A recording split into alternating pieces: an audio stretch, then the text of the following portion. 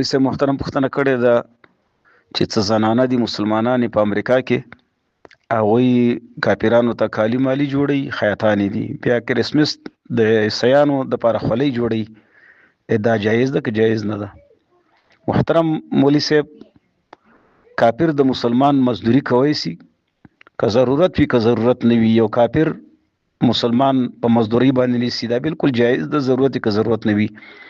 البته مسلمان د کافر د پاره مزدوري کول چې د مسلمان پکې ذلت وي جایز نه ده.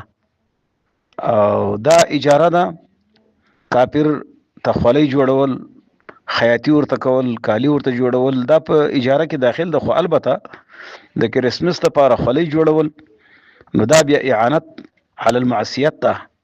نو لہذا مشرکینو دپاره داسې جامه جوړول چې هغوی ترېنه ګټه اخلي لکه خولۍ، نو دا جایز نه ده.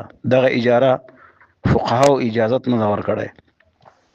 ما سره فتح الباری ده 4م جلده صفحه 442 دی وایي قال ابن بطال عامة الفقهاء يجوزون استجارهم عند ضرورته وغيرها.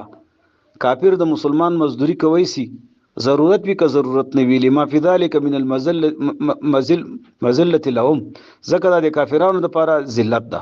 خو انما الممتنع ان يؤجر المسلم نفسه من المشرك لما في من اذلال المسلم، ځکه دی کې د مسلمان اذلال ده، د مسلمان ذلت ده پکې، او بل امداد علی المعصیت ده.